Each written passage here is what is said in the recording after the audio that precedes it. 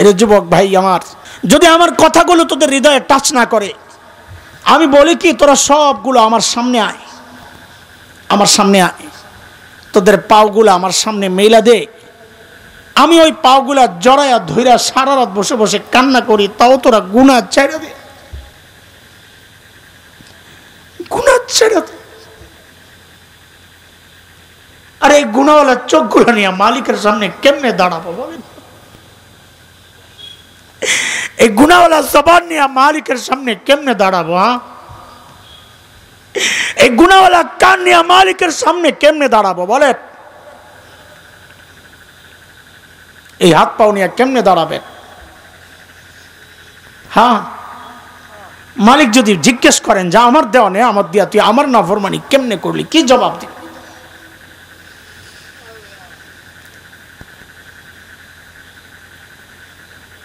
আশা ছাইড়েন না, আপনাদেরকে ভয় দেখানোর জন্য বলছি না, আশা ছাইড়েন না। ভরসা একটা আছে, ভরসা একটা আছে। আমার মালিক আমাকে অনেক ভালোবাসেন। আমার এমন একজন মালিক আছেন অন্যদের থেকে আলাদা। দুনিয়ার মানুষ অপরাধীকে খুঁজে শাস্তি দেওয়ার জন্যে, দুনিয়ার মাও খুঁজে সন্তানকে অপরাধ করলে শাস্তি দেওয়ার জন্যে, বাবাও খোঁজেন শাস্তি দেওয়ার জন্যে, সবাই অপরাধী খুঁজে শাস্তি দেওয়ার জন্যে। আমার আর আপনার এমন একজন মালিক আছেন যিনি অপরাধীকে খুঁজেন মাফ করার জন্যে। প্রতিদিন প্রতি রাতে শেষ রাতে আইসা ডাকতে থাকেন মালিক, আলামিন মুস্তাগফিরিন ফাগফির আলাহ। আরে কে কে গুনাহ করছস, আয় আমি আসছি মাফ করার জন্য, তুই মাফ চা, আমি মাফ করে দিব। গুনাহ হয়ে গেছে, মাফ চাও, মাফ করে দিবেন আল্লাহ। কথা অনেক দূর চলে গেছে। হযরত সাঈদ ইবনে আমির আল জুমাহির কথাটা বুঝাচ্ছিলাম, এই কথা বোঝানোর জন্য যে মানুষগুলো ছিল কি হইল কি, মনে আছে কথা? এই যে পরিবর্তনটা আমার সাথে একটু জুড়তে হবে, আবার পেছন থেকে আবার জুড়তে হবে। এই যে পরিবর্তনটা ছিল সবচেয়ে খারাপ, হয়ে গেল সবচেয়ে ভালো। কিসের ছোঁয়ায়? সবাই একসাথে উচ্চারণ করতে হবে, কিসের ছোঁয়ায়? কিন্তু আমাদের তো কপাল খারাপ, সেই কোরআন তো আল্লাহ উঠায় নিছেন, তাই না? কথা বলে না, আছে নাকি? ও পুরান হয়ে গেছে।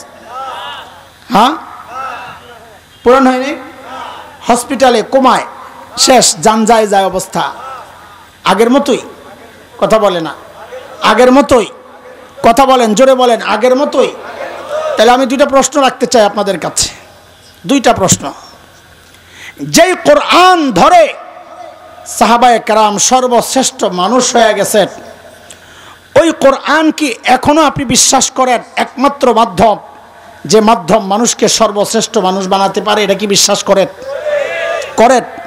কে কে করেন দেখি তো, আমি তো করি। কে কে করেন? হাত নামান। মনে রাখেন কোন কথার উপর হাত উঠাইছেন, পরে আবার ঘুরে যায়েন না। আপনারা স্বীকার করে হাত উঠাইছেন কোরআন একমাত্র মাধ্যম, যে মাধ্যম মানুষকে সর্বশ্রেষ্ঠ মানুষ বানায়। এবার আরেকটা প্রশ্ন রাখি আপনাদের কাছে, বুঝে শুনে হাত উঠায়েন। আচ্ছা, আপনারা আপনাদের সন্তান আপনজনকে সর্বশ্রেষ্ঠ মানুষ কি বানাতে চান? চান? সত্যি কথা, কে কে চান দেখি তো? যা হাত নামান, হাত নামান। কিন্তু আপনাদের, আমার অনুমান ভুলও হইতে পারে, কিন্তু দুনিয়ায় আমরা চলি এই সেই হিসাবে বলছি। আমার কাছে মনে হচ্ছে এখানে এমন অনেক আছেন যারা মিথ্যা কথা বলেছেন, আপনারা সত্য বলেন নাই। বলে আপনি কি গায়েব জানেন? গায়েব আমি জানবো কোত্থেকে? গায়েব শুধু জানেন এত আজ থেকে, আরো কেউ আছে নাকি গায়েব জাননেওয়ালা? তো জোরে কোন কে? আপনারা মিথ্যা বলেছেন। কেমনি মিথ্যা বললাম? আপনি দেখেন কেমনি মিথ্যা বলেছেন। আপনারা বলেন নাই কোরআন একমাত্র মাধ্যম, যে মাধ্যম মানুষকে সর্বশ্রেষ্ঠ মানুষ বানায়? বলেন নাই? হাত উঠাইছিলেন সবাই? হাত উঠাইছিলেন? যদি এই কথাই সত্যবাদী হন আপনারা, যে কোরআন একমাত্র মাধ্যম, যে মাধ্যম মানুষকে সর্বশ্রেষ্ঠ বানায়, আপনি আরেকটা কথায়ও তো হাত উঠাইছিলেন, আপনি আপনার সন্তান আপনজনকে সর্বশ্রেষ্ঠ মানুষ বানাতে চান, বলছিলেন না? তো আগে বললেন সর্বশ্রেষ্ঠ বানানোর একমাত্র মাধ্যম কোরআন, আবার বললেন আপনিও আপনার সন্তানকে সর্বশ্রেষ্ঠ বানাতে চান। তাহলে আগের কথা যদি সত্য হয়, তো সর্বশ্রেষ্ঠ বানানোর জন্যে আপনার তো ছিল উচিত সন্তানকে কোরআনী প্রতিষ্ঠান মাদ্রাসায় পাঠানো, ওখানে না পাঠাইয়া আপনি পাঠাইলেন কোথায়? তার মানে আপনি মিথ্যা কথা বলেছেন। কথা ঠিক? এই মিথ্যা কি চলবে না ফেরত আসবেন? কেন ফেরত আসবেন? কারণ আমরা মাদ্রাসায় পড়ে ঠকি নাই, আলহামদুলিল্লাহ। আমরা চাই আপনারাও না ঠকেন, আমার বাবা মাও ঠকেন নাই। কেন ঠকেন নাই? আমরা কেন ঠকি নাই? দেখেন, নিজের ঢোল আমি পিটাইতে পারবো না, শুধু এতটুকু বলি, আল্লাহ তাআলা মানুষের হৃদয়ে আমাদের জন্য যে ভালোবাসা আর শ্রদ্ধা বরাদ্দ দিয়েছেন, আমি হলফ করে বলতে পারি দুনিয়ার কোনো রাজা বাদশাও সেই জায়গায় নাই। এটা আমাদের প্রাপ্তি। মা বাবা কেন ঠকেন নাই?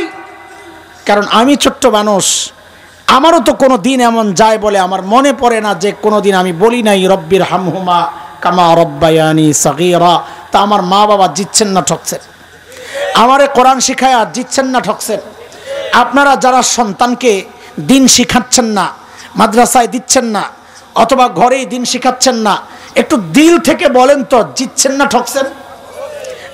তো আসতে বললে সন্দেহ আছে আপনাদের, বলেন একটু, আমি বুঝাইয়া দিব কেন ঠকছেন ইনশাআল্লাহ। 2-4 মিনিটের মধ্যে আমি বুঝাইয়া দিব ইনশাআল্লাহ। খালি বলেন জিতছেন না ঠকছেন? কেমনে ঠকলেন? ঠগার একটা উদাহরণ দেই। গত 2 বছর আগে ঈদের দিন একজন আমাকে একটা ভিডিও পাঠাইছিল বৃদ্ধাশ্রমের। বুড়া বুড়িরে পাঠায় দেয় না বৃদ্ধাশ্রমে, বুড়া বুড়িদের এতিমখানা আর কি। তো ওখানে সাংবাদিকরা গেছে, একটা ডকুমেন্টারি করবে ওদের উপর। তো খুব সম্ভ্রান্ত বুড়া বুড়ি দেখা যাচ্ছে ভিডিওতে। সাংবাদিক জিজ্ঞেস করতেছে পরিচয়, অন্যদিকে তাকায় বলছে, হাত কাঁপতেছে, হাতের মধ্যে হয়তো ঈদের দিন তো পায়েসটা এসবে খেতে পারছে না। আড়াল থেকে দেখা যাচ্ছে চোখ থেকে ঝরঝর করে পানি পড়তেছে। বুড়ি কাঁদতেছে আর কথা বলতেছে, বুড়া কাঁদতেছে আর কথা বলতেছে।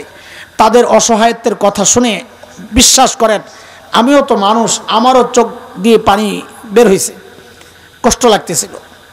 চোখের পানি আসছে বটে ঠিক, কিন্তু একটা জিনিস চিন্তা করে গর্বে আমার বুকটা এত বড় হয়ে গেছে। কি সেটা? ওই বুড়া বুড়ি যে নিজেদের পরিচয় দিচ্ছে, একজন বুড়িও বলেন নাই আমি হাফেজের মা, একজন বুড়াও বলেন নাই আমি আলেমের বাবা। কারণ কোন কোরআনের হাফেজ আর আলেমের বাবা মা এটা বলতে পারেন না তার সন্তান তাকে বৃদ্ধাশ্রমে পাঠাবে, কারণ তাকে এটা শিক্ষা দেওয়া হয় নাই। তাকে শিক্ষা দেওয়া হয়েছে তোমার বাবা তোমার জান্নাতের দরজা, তোমার মায়ের পায়ের তলে তোমার জান্নাত। এই শিক্ষা তাকে দেওয়া হয়েছে, এই জান্নাতকে বৃদ্ধাশ্রমে রাখতে পারে না। জিতছেন না ঠকছেন? আচ্ছা, পত্রিকার একটা রিপোর্ট শোনাই, এটা তো হুজুরের কথা হয়ে যায়। শেষ কথা, পত্রিকাওয়ালারা রিপোর্ট করেছে কয়দিন আগে, আমার কাছে কাটিং আছে। সেটা হলো, তারা লিখেছে উচ্চ শিক্ষার হার যত বাড়ছে, সন্তানের সাথে বাবা মার দূরত্ব তত বাড়ছে। কথাটা কি মিথ্যা? উচ্চ শিক্ষায় শিক্ষিত করছেন বটে, কিন্তু সন্তান আপনাকে ছাইরা চলে যাচ্ছে। তো জিতছেন না ঠকছেন? আসল ঠকা তো রয়ে গেছে হাসরের মাঠে, যখন এই সন্তান আল্লাহর আদালতে আপনাকে আসামির কাঠগড়ায় দাঁড় করাইয়া দিবে। আল্লাহ আমারে দিন শিখায় নাই, ধরেন। যদি এই মুসিবতে আমরা পড়তে না চাই, কোরআন ধরবো ইনশাআল্লাহ। সবাই বলেন ইনশাআল্লাহ। আজকের এই মাহফিল থেকে 5টা অঙ্গীকার করে বাড়ি যাই। কয়টা? বাকি ওয়াজ মনে আসেনি? কয় কথার ওয়াজ? সাহাবীদেরকে নিয়ে কয় কথা? ওরা ছিল কি, হইল কি, মাঝখানে ঢুকলো কি? আমাদেরকে নিয়ে কয় কথা? ধরলাম কি, ছাড়লাম কি, আহারে করলাম কি? না, এখন ছাইরা আর আহারে বলবো না, আমরা এখন কোরআন ধরবো 5টা অঙ্গীকারের মাধ্যমে। বলেন ইনশাআল্লাহ সবাই শুদ্ধ কোরআন শিখবো ইনশাআল্লাহ, শুদ্ধ কোরআন শিখবো ইনশাআল্লাহ। অনেক বুড়া কবি হুজুর আমি পারি, মাশাআল্লাহ আমি পারি। পারেন বাজান, আগের দিনে পড়ছেন যে পারেন। আপনাকে জিজ্ঞেস করলে আপনারা পড়েন আমগো সামনে, বড় হাসি পায়, কিন্তু কষ্টও লাগে।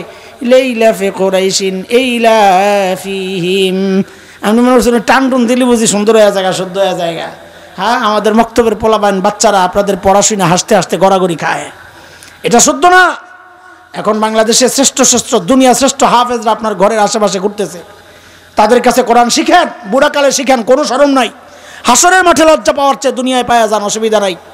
1 নম্বর প্রতিজ্ঞা, সবাই বলেন ইনশাআল্লাহ শুদ্ধ কোরআন শিখব ইনশাআল্লাহ। শুদ্ধ কোরআন শিক্ষা, কোরআনটারে ভালো করে গিলাপ দিয়া পেঁচাইয়া আলমারির সিপার মধ্যে ঢুকায় রাখবো। তো নিয়মিত তিলাওয়াত করবো ইনশাআল্লাহ। বলেন নিয়মিত তিলাওয়াত করবো ইনশাআল্লাহ। কয়টা গেল? 2টা। বলেন আবার শুদ্ধ কোরআন শিখবো ইনশাআল্লাহ। হ্যাঁ, নিয়মিত তিলাওয়াত করব ইনশাআল্লাহ। 3 নাম্বার, কোরআন মতো চলবো, কোরআনের বিধান মতো চলবো ইনশাআল্লাহ। 4 নাম্বার, কোরআনী শিক্ষক যারা, কোরআনওয়ালা যারা, কারা কোরআনওয়ালা? আলিম উলামা, তাদেরকে ভালোবাসবো ইনশাআল্লাহ। হ্যাঁ, যদি দেখি আমার নেতা আলেমকে গালি দেয়, ওই নেতা তালাক। যদি দেখি দল নেতা আলেমের বিরুদ্ধে, তো ওই দল তালাক। পারবো ইনশাআল্লাহ? কয় তালাক? কয়টা? 3টা। পোলাবেন মাসালাও জানে যে 3টা দিলে আর নেওয়া যায় না, দেখছেন নি কারবার? মাশাআল্লাহ। 5 নাম্বার, কোরআনী প্রতিষ্ঠান যেখানেই হয় পাশে দাঁড়ায় যাবো ইনশাআল্লাহ। ঠিক আছে ইনশাআল্লাহ। এই 5টা অঙ্গীকারের মাধ্যমে আজকের এই কোরআনী মাহফিল, কয়েকটা বাচ্চা হিফজ পড়েছে, হিফজ শেষ করেছে। বাবাদের জন্য এটা অনেক বড় গর্বের, আপনাদের জন্য এটা গর্বের। এলাকায় এত সুন্দর একটা প্রতিষ্ঠান আছে, আমরা দোয়া করে যাচ্ছি আল্লাহ তাআলা আপনাদের সহযোগিতাকে কবুল করেন, এই প্রতিষ্ঠানকে কবুল করেন। আমাদেরকেও সবাইকে শুদ্ধ কোরআন শিখা, পড়া, কোরআন অনুযায়ী চলা, কোরআনওয়ালাদেরকে ভালোবাসা এবং কোরআনী প্রতিষ্ঠানের পাশে দাঁড়ানোর তৌফিক দান করেন। আমিন। ওয়া আখিরু দাওয়ানা আলহামদুলিল্লাহি রাব্বিল আলামিন। সুবহানাল্লাহি ওয়া বিহামদি, সুবহানাকাল্লাহুম্মা বিহামদিক, আশহাদু আল্লা ইলাহা ইল্লা আনতা আস্তাগফিরুকা ওয়া আতুবু ইলাইক।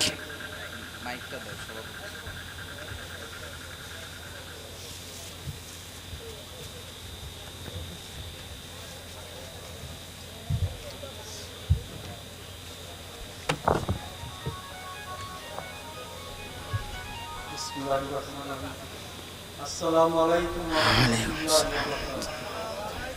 আমি সভাপতি হিসাবে বিদায়ের সময় শুধু ধন্যবাদ দেওয়া ছাড়া আমাদের আর কোনো বক্তব্য থাকে না। তবে আজ যে সভা হলো, মাহফিল আপনারা শুনলেন, অত্যন্ত জ্ঞানগর্ভ কথাগুলো সবাই মনে রাখার চেষ্টা করবেন, পালন করার চেষ্টা করবেন। এই মাহফিল নিয়ে এবং মাদ্রাসা নিয়ে আমি দুটো কথা বলতে চাই। মাহফিলের ব্যাপারে অনেকে অনেক রকম মন্তব্য করে থাকেন, চার দোকানে এখানে ওখানে। তবে আমার মনে হয় এই গত 4টা বছর যাবত এখানে মাহফিল হচ্ছে, এখানে আমার এলাকার ছেলে মেয়ে, আবার বৃদ্ধ বনিতা সবাই ঈদের আনন্দের মতো আনন্দ উপভোগ করে এবং আমরা অনেক গর্ববোধ করি যে বোয়ালিয়া গ্রামে এত বড় একটা মাহফিল হয় এবং এটা মাদ্রাসা এবং এলাকাবাসীর সহযোগিতা এবং উদ্যোগ। আশা রাখবো আগামীতে আমরা যেন এর চাইতে আরো ভালো মাহফিল করতে পারি। দ্বিতীয়ত, মাদ্রাসার বিষয়ে এরকম অনেক সমালোচনা শুনছি। আমার ক্ষুদ্র জ্ঞানে আমি যেটা বুঝি, এখানে একটা শিক্ষা প্রতিষ্ঠান মাদ্রাসা, হুজুর যে কথা বললেন, আমাদের ফাউন্ডেশনটা, আমাদের শিক্ষার সূচনা যদি আমরা মাদ্রাসা থেকে করতে পারি, তাহলে আপনার ছেলে, আপনার মেয়ে আগামীতে যে বধূ হবে, যে মা হবে, যে সন্তানের মা হবে, সন্তান বিল্ড আপ করে তুলবে, যে সেই সমাজটা অবশ্যই উন্নত সমাজ হবে, ধর্মীয় সমাজ হবে। বিধান, আল্লাহ বিধান পালন করা, যে কথা উনি বললেন যে আমরা ধরছি কি, ছাড়ছি কি এবং ধর্ম কি। আমরা কোরআনের শিক্ষা যদি ধরতে চাই এবং সবচেয়ে ভালো মানুষ যদি হতে চাই, তাহলে কোরআনের শিক্ষা দরকার। আর কোরআনের শিক্ষা ধরতে গেলে মাদ্রাসায় আসা দরকার।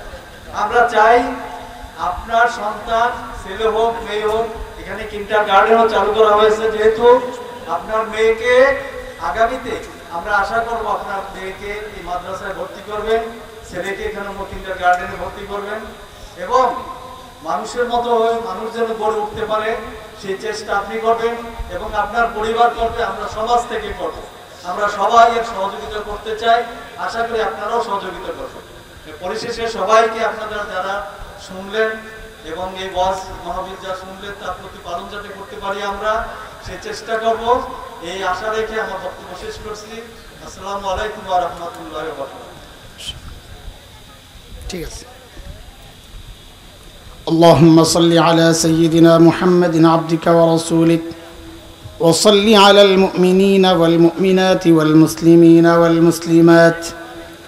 ربنا تقبل منا جميع صالح أعمالنا إنك أنت السميع العليم আয় রব্বুল আলামিন আল্লাহ লম্বা সময় থেকে হযরত বুজুর্গ উলামায়ে কেরাম কথা বলেছেন আল্লাহ ভুলগুলো ক্ষমা করে আমাদের আমলগুলোকে কবুল ও মঞ্জুর করে নেন রব্বুল আলামিন আল্লাহ কোটি কোটি গুণ সওয়াব বাড়াইয়া এই আমলের ওসিলায় আমাদের আপনজন যারা ঈমানের সাথে কবরবাসী হয়েছেন আল্লাহ সকলের কবরকে জান্নাতের টুকরা বানায় দেন আল্লাহ আল্লাহ যাদের উদ্যোগে এই সুন্দর আয়োজন এই মাদ্রাসা শুরু থেকে আজ পর্যন্ত যারা পাশে ছিলেন আল্লাহ সকলের এই সহযোগিতাকে নাজাতের জরিয়া বানায় দেন আল্লাহ আজকে যারা হেফজ শেষের জন্য পুরস্কৃত হলো মালিক আয় আল্লাহ তাদের প্রত্যেককে তার পরিবার তার সমাজ পরিবর্তনের ওসিলা বানায়া দেন আল্লাহ আয় মালিক এই মাদ্রাসাকে সব রকমের ফিতনা ফাসাদ বদনাম থেকে আপনি হেফাজত করেন আল্লাহ সব রকমের কেলেঙ্কারি থেকে হেফাজত করেন আল্লাহ মাদ্রাসার সমস্ত জরুরতকে আপনার কুদরতি হাতে মিটায়া দেন আল্লাহ মাদ্রাসা ভবনের কাজ শুরু করা হচ্ছে আয় আল্লাহ কাজ সহজভাবে যেন শেষ করা যায় সেই তৌফিক আর ব্যবস্থা আপনি করে দেন আল্লাহ মাদ্রাসার সমস্ত হাজতকে আপনার কুদরতি হাতে পুরা করে দেন আল্লাহ আয় আল্লাহ এই মাহফিলকে কবুল করেন এই মাহফিলের আমল কবুল করেন কথাগুলোর উপর সহি কথাগুলোর উপর আমাদের সবাইকে আমলের তৌফিক দান করেন আল্লাহ এই মাহফিল এই মাদ্রাসাকে গোটা অঞ্চলের হেদায়েতের জরিয়া বানায়া দেন আল্লাহ আয় মালিক এই মাদ্রাসার ওসিলায় মাহফিলের ওসিলায় গোটা অঞ্চলে হেদায়েতের নূর আপনি চমকায়া দেন আল্লাহ আয় মালিক আমাদের সবাইকে শুদ্ধ কোরআন পড়া কোরআন শিক্ষা কোরআন পড়া কোরআন মতো জীবন গড়া কোরআনওয়ালাদেরকে ভালোবাসা কোরআনই প্রতিষ্ঠানের পাশে দাঁড়ানোর তৌফিক দান করেন আল্লাহ আল্লাহ বাংলাদেশের জমিনকে কোরআনের জন্য আপনি কবুল ও মঞ্জুর করেন আল্লাহ কোরআনী শাসন কায়েম করে দেন আল্লাহ আয় মালিক সারা দুনিয়ার মজলুম মুসলমানদেরকে হেফাজত করেন আল্লাহ জালেম ইহুদি নাসারা মুশরিকদের জুলুম থেকে গোটা মুসলিম উম্মাহকে হেফাজত করেন আল্লাহ লেবানন আয় আল্লাহ ফিলিস্তিন অবরুদ্ধ গাজা সহ সারা দুনিয়ায় নির্যাতিত মজলুম মুসলমানদেরকে আপনি হেফাজত করেন আল্লাহ আয় আল্লাহ আমাদের দেশকে সব রকমের দেশি বিদেশি চক্রান্ত থেকে আপনি হেফাজত করেন আল্লাহ আয় মালিক এই দেশকে সব রকমের প্রাকৃতিক দুর্যোগ থেকে আপনি হেফাজত করেন আল্লাহ আল্লাহ আমাদের সন্তানগুলার নেককার দিনদার বানায়া দেন আল্লাহ দুনিয়ার সমস্ত ফিতনা বিশেষ করে মোবাইল ইন্টারনেটের ফিতনা থেকে আমাদের গোটা পরিবারকে সমাজকে আপনি হেফাজত করেন আল্লাহ আয় মালিক জিন্দেগীর সমস্ত গুনাহ খাতা মাফ করে দেন আল্লাহ মালিক সমস্ত গুনাহ খাতা মাফ করে দেন আল্লাহ বাকি জীবন গুনাহমুক্ত থাকার তৌফিক দিয়ে দেন আল্লাহ আয় আল্লাহ শেষ মুহূর্তে আপনার কাছে শেষ একটা আরজি রাখি মালিক আয় আল্লাহ আমাদের কাউকে গুনাহ অবস্থায় মৃত্যু দিয়েন না আল্লাহ অনেকে অসুস্থ দোয়া চেয়েছেন আল্লাহ সুস্থতার নেয়ামত দিয়ে দেন আল্লাহ যারা ঋণগ্রস্ত ঋণ থেকে মুক্ত করে দেন অভাবী মানুষের অভাব দূর করে দেন আল্লাহ বেকারদের কাজের ব্যবস্থা করে দেন আয় আল্লাহ যে সমস্ত পারিবারিক কলহ চলছে ওই প্রত্যেকটা ঘরকে আপনার রহমতের চাদরে ঢেকে দেন আল্লাহ আয় আল্লাহ প্রত্যেকটা সন্তানকে বাবা মার বাধ্য সন্তান বানায় দেন আল্লাহ ওয়া সাল্লাল্লাহু আলা সাইয়্যিদিনা মুহাম্মদ ওয়া আলিহি ওয়া সাহবিহি আজমাইন سبحان ربك رب العزة عما يصفون وسلام على المرسلين والحمد لله رب العالمين وعليكم السلام ورحمة الله فيهم رسولا من أنفسهم رسولا من أنفسهم يتلو عليهم آياته ويزكيهم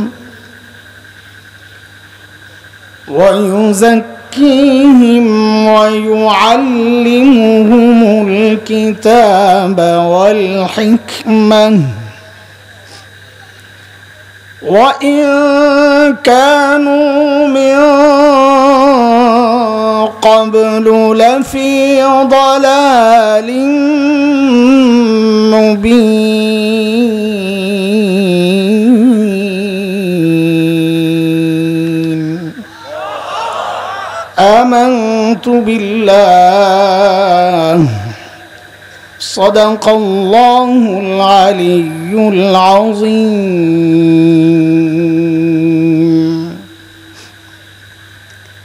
কালুখালী উম্মে কুলসুম মহিলা মাদ্রাসা কর্তৃক আয়োজিত আজকের এই বার্ষিক ওয়াজ মাহফিলের মুহতারাম সভাপতি, অতিথিবৃন্দ, হযরত উলামায়ে কিরাম, মুরব্বিয়ানে আযম, দূর দূরান্ত থেকে আগত ইসলাম প্রিয় সুধী সমাজ, প্রিয় ছাত্র ভাইয়েরা, যুবক বন্ধুরা, পর্দার আড়ালের মা ও বোন, আল্লাহ সুবহানাহু ওয়া তাআলার অশেষ মেহেরবানি যে মহান মালিক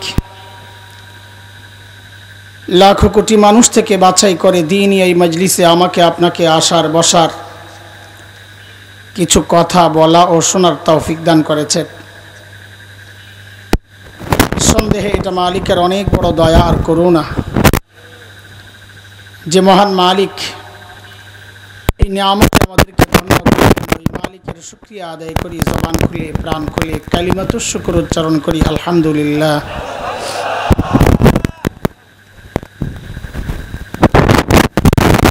কুরআন আল কারীমের সূরাত আলী ইমরানের একটা আয়াত আমি পড়েছি, 164 নম্বর আয়াত। যেহেতু মাদ্রাসার প্রোগ্রাম, সেই বিষয়টা সামনে রেখেই এই আয়াতটা পড়েছি। আল্লাহ তাআলার কাছে তৌফিক চাই যে কথাগুলো বলার উদ্দেশ্যে আয়াতটা পড়েছি ওই কথাগুলো বলা, এবং আপনাদের জন্য কথাগুলো বোঝা যেন আল্লাহ সহজ করে দেন। মুহতারাম হাজরিন, আল্লাহ সুবহানাহু ওয়া তাআলা দুনিয়ায় যত নবী পাঠিয়েছেন, কেন পাঠিয়েছেন, কখন পাঠিয়েছেন? আল্লাহ তাআলা যখন দেখেছেন তার বান্দা ধ্বংসের খাদে চলে গেছে, জাহান্নামের রাস্তায় ছুটে চলেছে, ওই বিপন্ন বিপর্যস্ত মানবতাকে রক্ষার জন্যে আল্লাহ সুবহানাহু ওয়া তাআলা যুগে যুগে হযরত আম্বিয়া আলাইহিমুস সালামকে দুনিয়ায় পাঠিয়েছেন।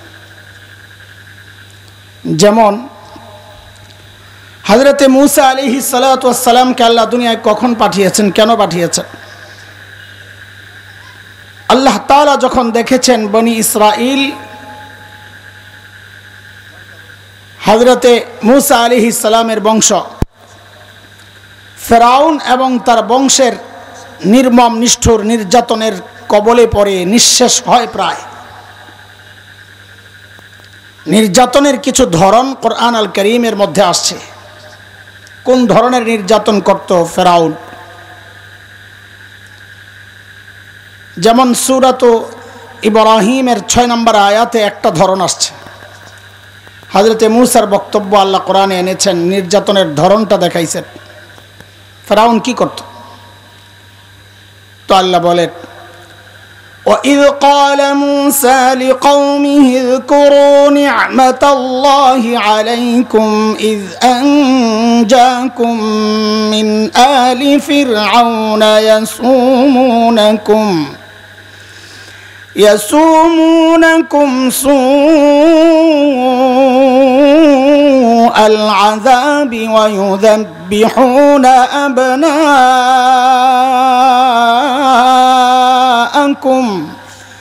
وَيَسْتَحْيُونَ نِسَاءَكُمْ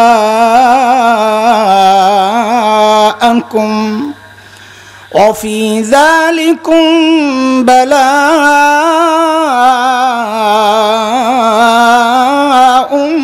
مِّن رَّبِّكُمْ عَظِيمٌ।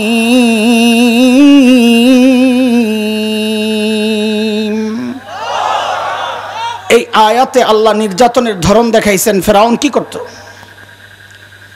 যখনই কোনো মেয়ে জন্ম নিত তো ফেরাউন তাকে বাঁচায় রাখত, কিন্তু যখনই ছেলে জন্ম নিত,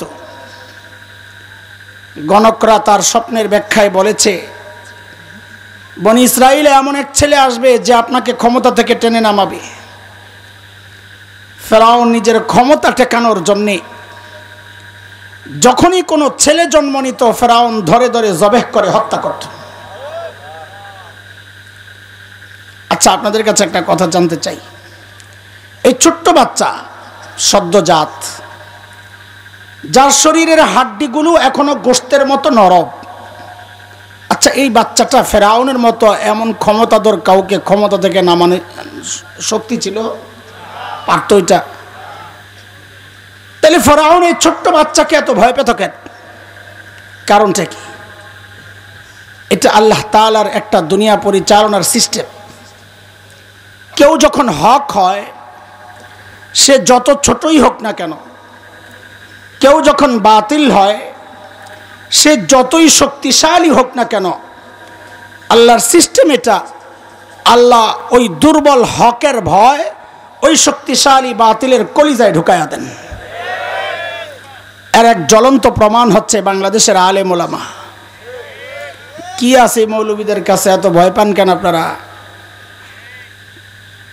যত মৌলবী আছে ধৈর্য চেক করেন, পকেটে পাইবেন এত বড় একটা রাইফেল, মানে মিসওয়াক, আর রাইফেলের গুলি পাইবেন তসবির দানা। এত ডরান কেন? যেহেতু হক, এই জন্য ডর।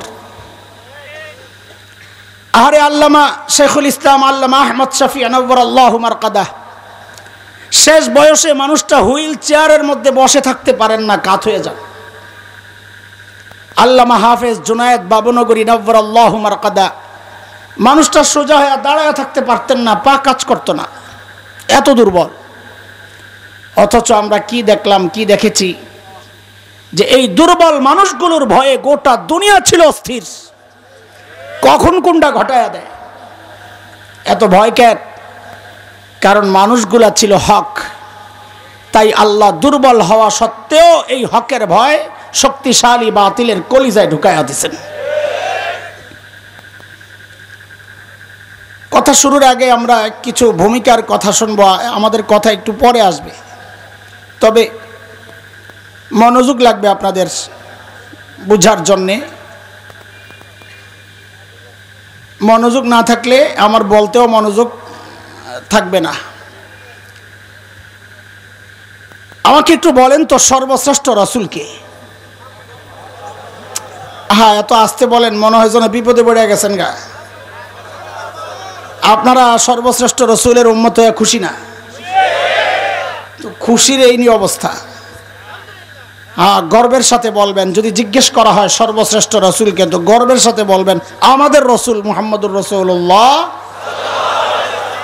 এটা গর্ব আমাদের, ঠকি নাই, আলহামদুলিল্লাহ পড়ে। আচ্ছা, এই জায়গায় নাম্বার একটু কম পাইছেন, আরেকটা প্রশ্ন করব, ওই জায়গায় পুরো নাম্বার অ্যান্সার করা লাগবে। আচ্ছা বলেন তো, রোগী যদি ছোট হয়, ধরেন আমার মতো হালকা গলা ব্যথা করতেছে, ঠান্ডা লাগছে, এই হালকা রোগের চিকিৎসার জন্য মানুষ কই যায়? এলাকার ডাক্তার না দেশের সবচাইতে বড় ডাক্তার? 100। কিন্তু রোগী যদি বড় হয়, তাও কি এলাকার ডাক্তারের কাছে যায় নাকি বড় ডাক্তার তালাশ করে? কত বড় রোগী যত বড়, মানুষ ডাক্তারও তালাশ করে তত বড়। কথা ঠিক কিনা? মনোযোগ, মনোযোগ। যেহেতু আল্লাহ তাআলা নবীদেরকে পাঠিয়েছেন দুনিয়ার অসুস্থ মানুষের চিকিৎসার জন্যে, তো বুঝতে হবে আল্লাহ সর্বশ্রেষ্ঠ রাসূলকে ওই যুগেই পাঠাইছেন যেই যুগের মানুষগুলো ছিল মানব ইতিহাসের সবচাইতে জঘন্য আর খারাপ মানুষ। বলে কেমনে বুঝলেন? কারণ ডাক্তার যেহেতু সবচাইতে বড়, তো বোঝা গেল যাদের চিকিৎসার জন্য পাঠানো হয়েছিল ওরা রোগীও ছিল সবচাইতে বড়। সেই রোগীদের যুগটাকে ইতিহাসে বলা হয় আইয়ামে জাহিলিয়া, বর্বরতার যুগ। বর্বরতার মাত্রা কত দূর ছিল যে ওদেরকে ঠিক করার জন্য আল্লাহ সর্বশ্রেষ্ঠ ডাক্তার আনলেন, সর্বশ্রেষ্ঠ নবী আনলেন। ওদের বর্বরতার কথা ইতিহাসে পড়লে শরীরের পশম দাঁড়ায় যায়, মানুষ এতটা খারাপ কেমনে হয়। কিছু শোনায় আপনাদেরকে, তাইলে বুঝবেন। মূর্তি পূজা এখন হয় কি হয় না বলেন তো? চলছেই তো না? কিন্তু কোনো মসজিদের মধ্যে মূর্তি রেখে পূজা করা হয়, অথচ তখন বাইতুল্লাহর ভেতরেই তো ছিল 360 মূর্তি। ঘরের মধ্যে আলাদা মূর্তি থাকতো, কোথাও গেলে সফরে বগলের নিচে করে আলাদা মূর্তি নিয়ে যাইতো। কেন? রাস্তায় যদি পূজা করার জন্য আবার খোদা না পাওয়া যায়, বান্দায় খোদা পকেটে লইয়া ঘুরে। জন্ম নিয়ন্ত্রণ এখন হয় কি হয় না? আমার সাথে কথা বলা লাগবে পোলাপাই। তখনও হতো। পার্থক্য কি? এখন জন্ম নিয়ন্ত্রণ হয়, পেটের মধ্যে বাচ্চা নষ্ট করা হয় অথবা আসতে দেওয়া হয় না। আর তখন জন্ম নিয়ন্ত্রণ হতো, বাচ্চা হওয়ার পর দেখতো ছেলে না মেয়ে। যদি দেখছে ছেলে রেখে দিত, আর যদি দেখছে মেয়ে, এটা ছিল বাবার জন্য সামাজিক কলঙ্ক। আমি মেয়ের বাবা, এই কলঙ্ক থেকে বাঁচার জন্য বাবা নিজ হাতে নিজের কলিজার টুকরা মেয়েকে জীবন্ত দাফন করে দিত। কুরআন আল কারীমের মধ্যে আসছে বিষয়গুলো। সূরা নাহাল অনেক জায়গায় আসছে, সূরা নাহাল এক জায়গায় আসছে 58-59 নম্বর আয়াত। আল্লাহ বলেন, وَإِذَا بُشِّرَ أَحَدُهُم بِالْأُنثَى ظَلَّ وَجْهُهُ مُسْوَدًّا وَهُوَ كَظِيمٌ يَتَوَارَى مِنَ الْقَوْمِ مِنْ سُوءِ مَا بُشِّرَ بِهِ أَيُمْسِكُهُ عَلَى هُونٍ أَمْ يَدُسُّهُ فِي التُّرَابِ أَلَا سَاءَ مَا يَحْكُمُونَ।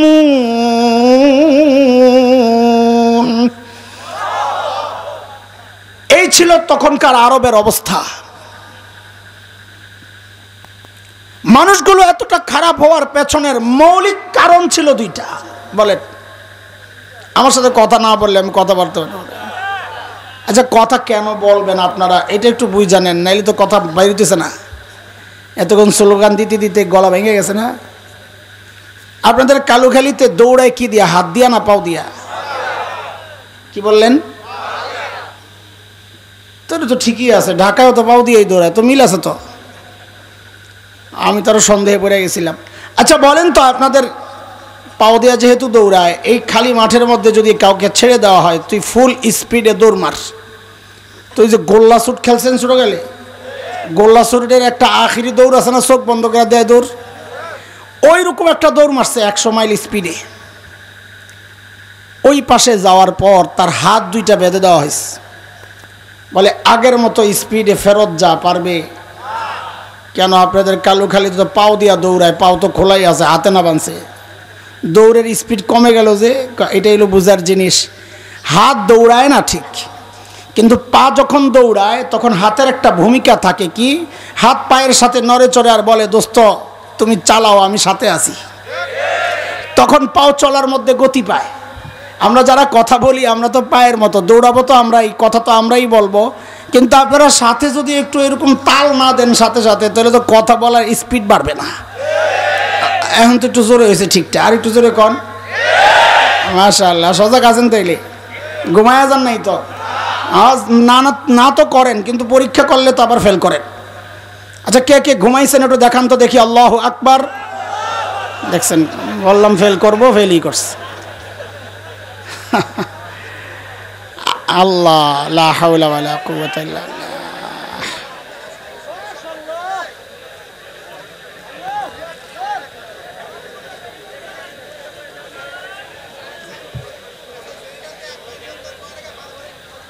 আল্লাহ আল্লাহ, আলহামদুলিল্লাহ বলেন, আলহামদুলিল্লাহ। মানুষগুলো এতটা খারাপ কেন হয়েছিল? আমাদের দেওবন্দ মাদ্রাসার প্রায় 55 বছরের প্রিন্সিপাল ছিলেন হাকিমুল ইসলাম কারি তৈয়ব রহমতুল্লাহ আলাইহি। হযরত বলেন, মানুষগুলো এতটা খারাপ হওয়ার পেছনের মৌলিক কারণ, মৌলিক সমস্যা ছিল, সমস্যার অভাব নাই, কিন্তু মৌলিক সমস্যা ছিল দুইটা। বলেন তো কয়টা? 1 নাম্বার জাহালত, অজ্ঞতা, মূর্খতা, লেখাপড়া নাই। 2 নাম্বার চারিত্রিক অধপতন। দেখেন, এই দুইটা সমস্যা এতটা প্রকট সমস্যা, এর একটাও যদি কারো মধ্যে থাকে সেও অপরাধ করে। যেমন আপনাদেরকে আমি জিজ্ঞেস করি, একজন ইঞ্জিনিয়ার সে শিক্ষিত না মূর্খ? জোরে বলেন। কিন্তু আমরা কিছুদিন আগ পর্যন্ত কি দেখলাম, যে ইঞ্জিনিয়ার সাহেব ব্রিজ বানানোর অর্ডার পাইছে, তো রডের বদলে বাঁশ ঢুকাইয়া দিছে। আচ্ছা, ও জানতো না এখানে রড ঢুকাইতে হবে? জানতো, লেখাপড়া করছে না? জানতো। তারপরে এই অপরাধটা কেন করেছে? লেখাপড়া করলেও তার চরিত্র নষ্ট, সেজন্য করেছে। একটা না থাকলেই মানুষ অপরাধ করে, একটা থাকলেই মানুষ অপরাধ করে। সেখানে ওই সময়ের আরবদের না ছিল লেখাপড়া, না ছিল চরিত্র। সমস্যা কয়টা? এই দুই সমস্যা মোকাবেলার জন্যে আল্লাহ সুবহানাহু ওয়া তাআলা সর্বশ্রেষ্ঠ রসুলকে মৌলিক দুইটা সমাধান, সমস্যা দুইটা, আল্লাহ মৌলিক দুইটা সমাধান দিয়ে আমার নবীকে দুনিয়ায় পাঠাইয়া দিয়েছেন। বলেন সমস্যা কয়টা? সমাধান শুরু থেকে মনে না রাখলে পিছনের কথা বোঝানো কঠিন হবে। বলেন সমস্যা কয়টা? অজ্ঞতা, চারিত্রিক সমস্যা। কিয়ামত পর্যন্ত যত সমস্যা আসবে দুনিয়ায়, এর পেছনে মৌলিক সমস্যা এই দুইটাই, হয় লেখাপড়া নাই অথবা চরিত্র খারাপ।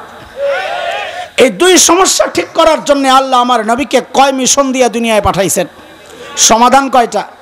জোরে কও যুবক, সমাধান কয়টা? আল্লাহর হাবিব নবুয়ত পেয়ে ঘোষণা দিলেন, ইন্নামা বুইসতু মুআল্লিমা বুইসতু লিউতাম্মিমা মাকারিমাল আখলাক।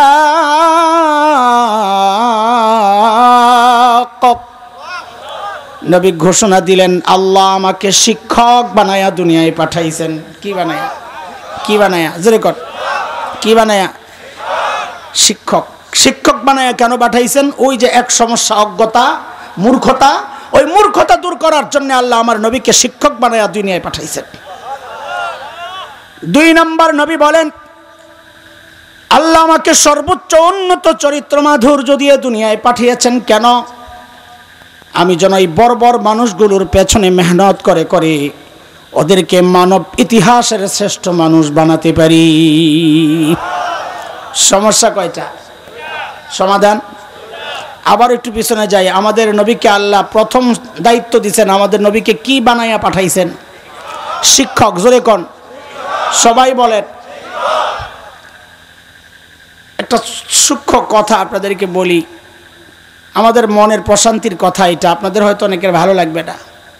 দেখেন, আপনারা যারা মাদ্রাসাওয়ালা না, মাদ্রাসায় পড়েন নাই, আপনাদের গর্বের অনেক উপলক্ষ আছে। কেউ ইঞ্জিনিয়ার তার গর্ব, কেউ ডাক্তার তার গর্ব, কেউ ডক্টর তার গর্ব, কেউ চেয়ারম্যান মেম্বার, হ্যাঁ, কেউ এমপি, কেউ মন্ত্রী তার গর্ব, কারো বিশাল বাড়ি আছে তার গর্ব, ছেলে মেয়ে ইউরোপ আমেরিকা থাকে তার গর্ব। কিন্তু আমরা যারা মাদ্রাসাওয়ালা, যারা মাদ্রাসায় পড়ছি, পড়াচ্ছি, এখানে আমি ভাগ করতে চাই না, কওমি হোক, আলিয়া হোক, যেই লাইনই হোক, আমরা যারা মাদ্রাসাওয়ালা, আমাদের একটা গর্বের জায়গা কি জানেন? আমাদের শিক্ষার গোড়ায় মুহাম্মদুর রাসূলুল্লাহ সাল্লাল্লাহু আলাইহি ওয়াসাল্লাম। এটা আমাদের গর্ব। বলে কেমনে? একটা ছোট্ট উদাহরণ দিয়ে আপনাদেরকে বুঝাই কেমনে। দেখেন, আমরা বুখারী শরীফ পড়েছি, আলহামদুলিল্লাহ। এখানে হয়তো অনেকেই আছেন পড়নেওয়ালা, পড়ানেওয়ালা, আমিও পড়েছি, আল্লাহ শুকর। প্রথম হাদিস ইন্নামাল আমালু বিন্নিয়াত, লম্বা হাদিস। এই হাদিসটা আমি ঢাকার ফরিদাবাদ মাদ্রাসায় পড়েছি। এই হাদিসটা আমি দেওবন্দ মাদ্রাসায় পড়েছি। আমার এই হাদিসের দুই উস্তাজ, ঢাকার উস্তাজ ছিলেন শেখুল হাদিস আল্লামা আব্দুল হাফিজ রহমতুল্লাহ আলাইহ। দেওবন্দ মাদ্রাসায় পড়েছি, আমার উস্তাজ ছিলেন এই হাদিসের শেখুল হাদিস আল্লামা নাসির খান রহমতুল্লাহ আলাইহ। আমার ওই দুই উস্তাজের উস্তাজ ছিলেন শেখুল আরব ওয়াল আজব হযরত হুসাইন আহমদ মদনী নব্বরাল্লাহু মারকাদাহ। তার উস্তাদ ছিলেন শেখুল হিন্দ মাহমুদ হাসান দেওবন্দি রহমতুল্লাহ আলাইহ। তার উস্তাদ ছিলেন ব্রিটিশ বিরোধী আন্দোলনের অন্যতম সিপাহ সালার, মুজাহিদে মিল্লাত, দারুল দেওবন্দের অন্যতম প্রতিষ্ঠাতা কাসিমুল উলুম ওয়াল খায়রাত ইমাম কাসেম নানতুবি রহমতুল্লাহ আলাইহ। তার উস্তাদ ছিলেন শাহ আব্দুল গনি মুজাদ্দিদ দেহলভী রহমতুল্লাহ আলাইহ। তার উস্তাদ ছিলেন শাহ মোহাম্মদ ইসহাক আদ-দেহলভী রহমতুল্লাহি আলাইহি, তার উস্তাদ ছিলেন শাহ আব্দুল আজিজ মুহাদ্দিস দেহলভী রহমতুল্লাহি আলাইহি, তার উস্তাদ ছিলেন শাহ ওয়ালিউল্লাহ মুহাদ্দিস দেহলভী রহমতুল্লাহি আলাইহি, তার উস্তাদ ছিলেন আবু তাহের আল মাদানী রহমতুল্লাহি আলাইহি, তার উস্তাদ ছিলেন ইব্রাহিম কুর্দি রহমতুল্লাহি আলাইহি, তার উস্তাদ ছিলেন আহমদ আল কুশাশি রহমতুল্লাহি আলাইহি, তার উস্তাদ ছিলেন আহমদ আশ-শিন্নাবী রহমতুল্লাহি আলাইহি, তার উস্তাদ ছিলেন জাইনুদ্দিন আল মিসরি রহমতুল্লাহি আলাইহি, তার উস্তাদ ছিলেন মুহাম্মদ আর-রামালি রহমতুল্লাহি আলাইহি, তার উস্তাদ ছিলেন আহমদ ইবনে আলী আল হাজ আল আসকালানি রহমতুল্লাহি আলাইহি, তার উস্তাদ ছিলেন ইব্রাহিম আত-তানুখি রহমতুল্লাহি আলাইহি, তার উস্তাদ ছিলেন আবুল আব্বাস আল হাজ্জার রহমতুল্লাহি আলাইহি, তার উস্তাদ ছিলেন আবু আলী আজ-জুবাইদি রহমতুল্লাহি আলাইহি, তার উস্তাদ ছিলেন আবুল হাসান আদ-দাউদি রহমতুল্লাহি আলাইহি, তার উস্তাদ ছিলেন আবু মুহাম্মদ আস-সারাখসি রহমতুল্লাহি আলাইহি, তার উস্তাদ ছিলেন আবু আব্দুল্লাহ ফিরাব্বি রহমতুল্লাহি আলাইহি,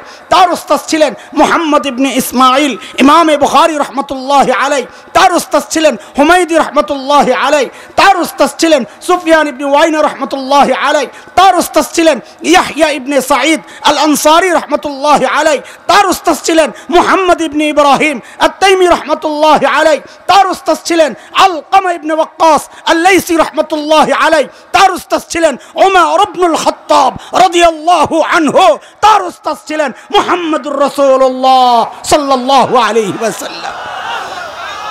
এটা আমাদের গর্ব। আমাদের শিক্ষার গোড়ায় মুহাম্মদুর রাসূলুল্লাহ সাল্লাল্লাহু আলাইহি ওয়াসাল্লাম।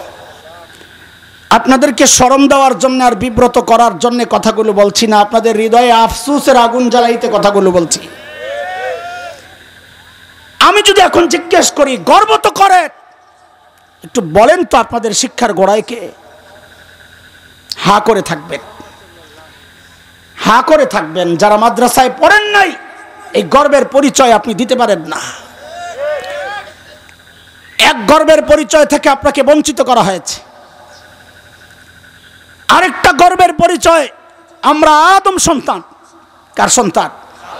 না এখন থেকে খালি আদম বলবেন না, এখন থেকে বলবেন নবী আদমের সন্তান। বলেন বলেন সবাই বলেন, কার সন্তান? কার সন্তান? বলে নবী কেন বলেন? এই জন্যে বলি, আগে ছিল মানুষ গণনার সিস্টেমটার নাম ছিল আদমশুমারি। কি ছিল বলেন? কি ছিল? কয়েক বছর থেকে দেখি নাম পাল্টায় গেছে, এখন এটার নাম হইল গণশুমারি, জনশুমারি। কি জনশুমারি? কিরে ভাই আদম কাটলি কেন? আদম তোর কোন জায়গায় খোঁচাইছে, কাটলি কেন? আসলে ওই সন্দেহে পড়ে গেছে কি আমি কি আদমের সন্তান না বান্দরের পুত?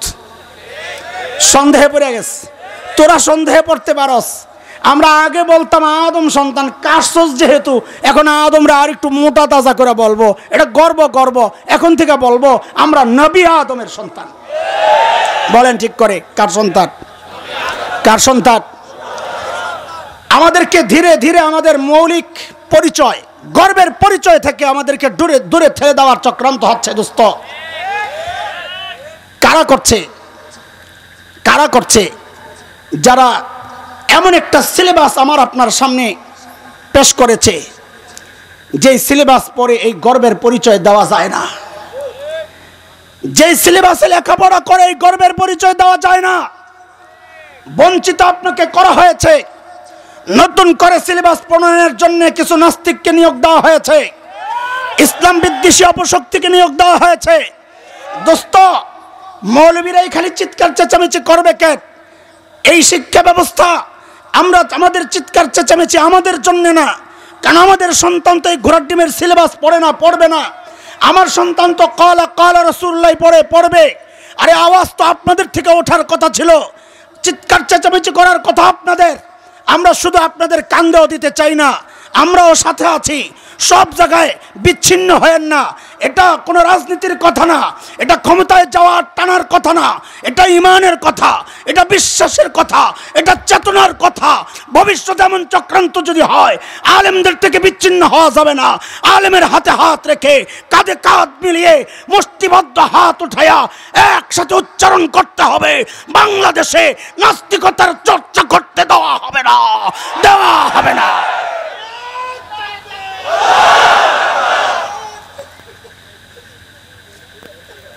মুহতারাম হাজরিন, সতর্ক থাকা লাগবে। বড় চারদিক থেকে চক্রান্ত শুরু হয়েছে।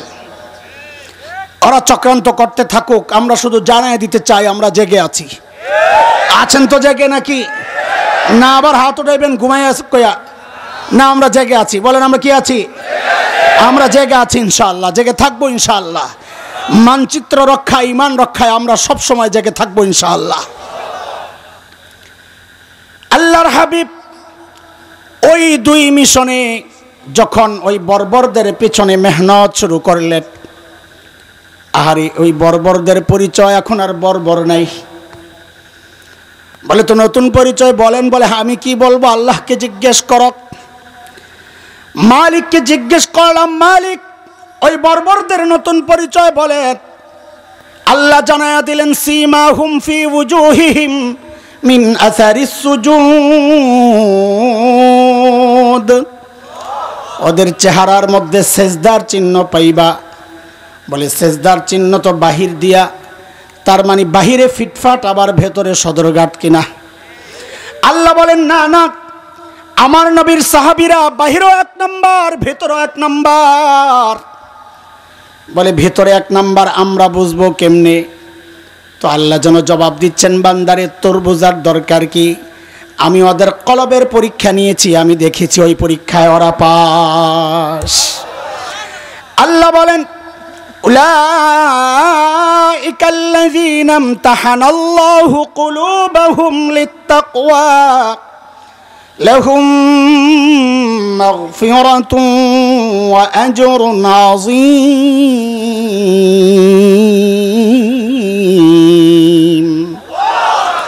আল্লাহ বলেন ওদের কলবের পরীক্ষা নিয়েছি, ওই পরীক্ষায় ওরা পাস।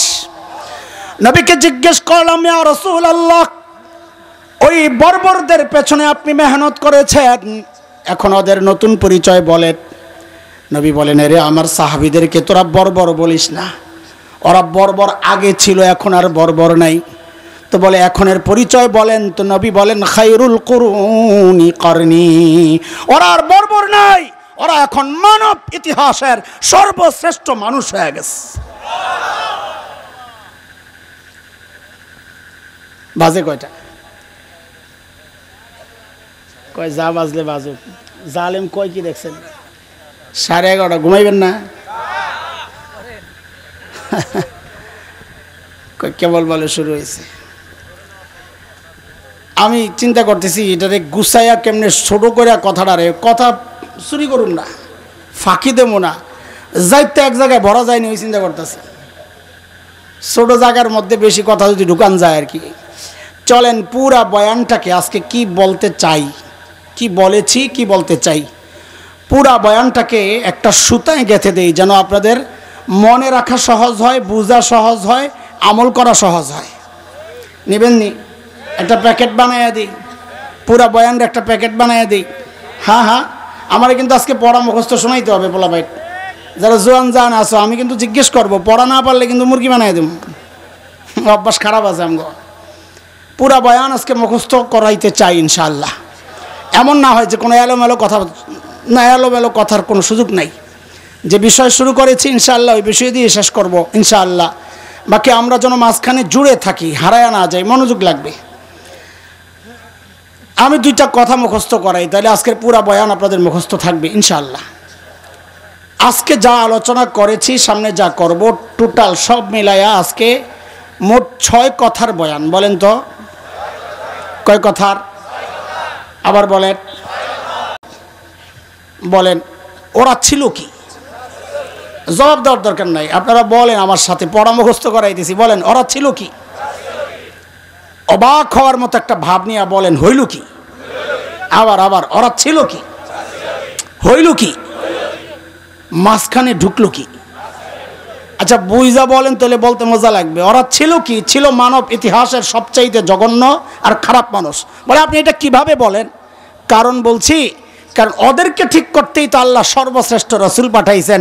ডাক্তার যেহেতু সবচেয়ে বড়, বোঝা গেল রোগীও ছিল ওরা সবচাইতে বড়। তাহলে ওরা ছিল কি সবচাইতে? বলেন বলেন, সবচাইতে হইল কি? সবচাইতে ভালো মানুষ। আশ্চর্য কথা, সবচাইতে খারাপ মানুষগুলো সবচাইতে ভালো মানুষ কি করে হইল? এটা কিভাবে সম্ভব? কিসের ছোঁয়ায়? মাঝখানে কি ঢুকছে? বলে মাঝখানে ঢুকছে কোরআন আল কারীম। কি ঢুকছে? এবার আবার বলেন ওরা ছিল কি, হইল কি, মাঝখানে ঢুকলো কি? তো এবার বলেন, জবাব দেন, ছিল কি? কি ছিল? বর্বর, সবচাইতে মানব ইতিহাসের সবচাইতে খারাপ মানুষ। হইল কি বলেন? সবচাইতে ভালো মানুষ। কিসের ছোঁয়ায় এই পরিবর্তন? জোরে একসাথে এক আওয়াজে কিসের ছোঁয়ায়? আজকে বয়ান কয় কথার? এ 3 কথা গেল। কাদেরকে নিয়ে? মাশাআল্লাহ, এক পোটলা রাখলাম, পরে খুলবো, আপাতত গিটটা দিয়া পকেটে লট।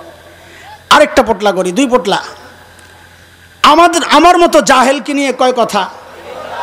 দেখেন, খেয়াল করেন, যে কোরআন ধরে সাহাবে কেরাম বর্বরতার সব ছাড়লেন, জাহালত ছাড়লেন, পাপাচার ছাড়লেন। আমি আপনি কি করলাম? ওই সমস্ত পাপাচার যা তারা ছেড়েছেন এখন আমরা ধরেছি। কথা ঠিক? সাহাবায়ে কেরাম যে কোরআন ধরে সর্বশ্রেষ্ঠ মানুষ হয়ে গেলেন, আমরা সেই কোরআনকে ছেড়েছি। এটা আমাদের জন্য দুর্ভাগ্য না আনন্দের? দুর্ভাগ্যের না গর্বের? তাইলে আমাদের 3 কথা এবার বলেন, ধরলাম কি? আফসোসের সুরে বলা লাগবে, ছাড়লাম কি? আবার ধরলাম কি, ছাড়লাম কি? এই মুনাজাতের মতো সবাই এরকম হাত উঠান তো, এরকম হাত উঠান। এরপরে কপালে একটা জোরে বাড়ি মারেন আর বলেন, আহারে করলাম কি? না না, এই মিঠা মিঠা আহারে চলবো না, কলিজার নিচের থেকে বাইর করতে হইব। আপনার আফসোসটা কত গভীর, আপনার আওয়াজে সেটা প্রকাশ পাইতে হবে। বলেন, আহারে করলাম কি? কয় কথা হইল? 3 কথা। বলেন, ধরলাম কি, ছাড়লাম কি, আহারে করলাম কি? তো ধরছি কি? সব পাপাচার ধরছি। ছাড়ছি কি? আফসোস না গর্ব? আহারে কয় কথা হয়েছে? মোট কয় কথা হয়েছে? সাহাবীদেরকে নিয়ে, আমাদেরকে নিয়ে। এই যে 6 কথার একটা ব্রেকেট দিলাম চারপাশ থেকে, দেখবেন এর বাহিরে আমি আর যাচ্ছি না। এই 6 কথার ভিতরেই দেখবেন আমি ঘোরাঘুরি করতেছি। তা আপনাদের মনে রাখা, বুঝা, বাড়িতে নেওয়া, আমল করা সব সহজ হয়ে যাবে ইনশাআল্লাহ তাআলা। কেউ যদি বলে ভুলে গেছি, তো ওরে আজকে মুরগি বানাবো ইনশাআল্লাহ তাআলা। ঠিক আছে ইনশাআল্লাহ? বলেন আবার, সাহাবীদেরকে নিয়ে কয় কথা? ওরা ছিল কি, হইল কি? বলেন, ছিল কি? আমরা একটা উদাহরণ আপনাদের সামনে পেশ করছি। কি মানুষগুলো কি হয়ে গেল? কাদের কথা শোনাচ্ছি? যারা একটা পয়সার জন্য মানুষ খুন করত। সেই মানুষগুলো কোরআনের ছোঁয়ায় পরিবর্তনটা দেখেন। একজন সাহাবীর গল্প আপনাদেরকে শোনাই, পরিবর্তন দেখেন, কি মানুষ কি হয়ে গেছে।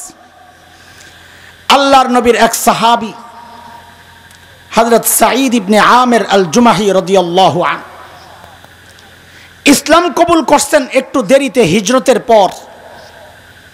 দেরিতে মুসলমান হলে কি হবে? ঈমান ছিল বড় পাক্কা।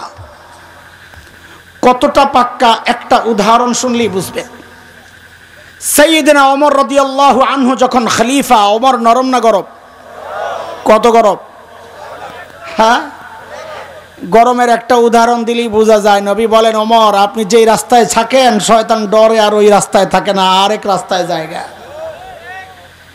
সেই ওমর যখন খলিফা, হযরত সাঈদ যায় একদিন বলছেন, ওমর আল্লাহ দায়িত্ব দিছে, ঠিকঠাক মতো আদায় করেন, নাইলে কিন্তু খবর আছে। বাপ রে বাপ, বেটার কলিজায় সাহস কত! কই পাইল এই সাহস? মানুষ নিজে যখন সৎ হয় তার সাহস তত উঁচা হয়। নিজের মধ্যে 2 নম্বরই থাকলে কথা বলবে মিনমিন মিনমিন মিনমিন করে, আর তেলের দাম বাড়াইব। কি বুঝা ঠিক কইছস? কথার মধ্যে শুধু তেল আর তেল, বোতল খালি হয়ে যায় কথা শেষ হওয়ার আগে। না বুঝে আসছে না কথা? হযরত ওমর তো ধরছেন, মিয়া আমার কান্দে একা একা চাপায়া দিয়ে আবার আমারে কও ঠিক হয়ে যাইতে। তো তোমরাও কিছু কামের ভাগ লও। রাগন নাই ওমর, রাগন নাই। জোর করে ধইরা সিরিয়ার এক শহর হিমসের গভর্নর বানায়া পাঠায় দিছে, যা ওখানের দায়িত্ব তোমার, সামলাও যায়া। সামনের কথাগুলো বুঝার জন্য 2টা কথা আগে বুঝে নেই। দেখেন দুনিয়ার সিস্টেম হচ্ছে, যেই অঞ্চলের মানুষ যত ধনী হয় ওই অঞ্চলের জনপ্রতিনিধি যারা মেম্বার, চেয়ারম্যান, এমপি, তারাও এলাকার মানুষ হিসাবে তারাও এরকম ধনী হয়। আরেকটা কথা, আজকের দুনিয়ায় Bangkok, Singapore, Thailand, Dubai, Abu Dhabi, Karachi, Bombay, আমাদের চিটাগাং, এগুলো যেমন বাণিজ্যিক শহর, ওই সময়ে গোটা দুনিয়ার বাণিজ্যিক শহর ছিল সিরিয়া। কোথায়? এবার বুঝে শুনে জবাব দেন তো, সেই সিরিয়ার শহর হিমসের গভর্নর হযরত সাঈদকে বানাইয়া ওমর পাঠাইছেন, তো তিনি ধনী হওয়ার কথা, ধনী এলাকার গভর্নর ধনী হওয়ার কথা না গরিব হওয়ার কথা? জোরে বলেন। কেমন ধনী? মোটামুটি না অনেক বড়? সামনে আমি আবার জিজ্ঞেস করব, জবাব এইটা দেওয়া লাগবে। আমি এখন যা শিখাইয়া দিচ্ছি, বলেন সময়ের সেরা ধনী হওয়ার কথা বলেন। সময়ের, সবাই বলেন সময়ের। দেখেন আল্লাহর নবীর সাহাবী কত ধনী, দেখেন ছিল কি হইল কি, দেখেন এক পয়সার জন্য ইসলামের আগে যারা মানুষ খুন করত, সেই মানুষ কোরআনের ছোঁয়ায় পরিবর্তিত জীবনটা দেখেন।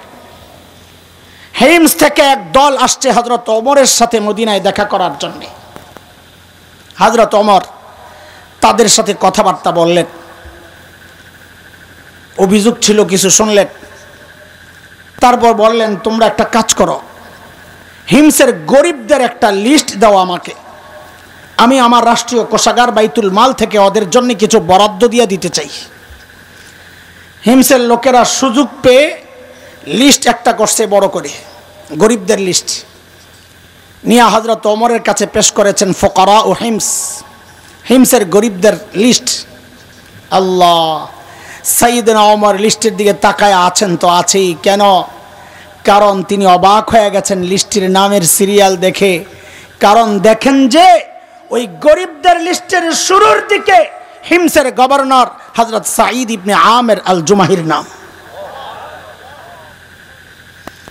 সাইয়েদনা ওমর জানতে চাইলেন, আমিরুকুম ফাকিরুকুম, কি ব্যাপার তোমাদের গভর্নর বুঝি গরিব মানুষ? হিমসের লোকেরা জবাব দিলেন, বালা আমিরুনা আফকরুনা, আমাদের গভর্নর শুধু গরিব না, হিমসের মধ্যে সবচাইতে গরিব। আল্লাহু আকবার। ছিল কি হইল কি দেখেন। হযরত ওমর এই কথা শুনে এতটা খুশি হয়েছেন যে আমার একজন শাসক এত সৎ।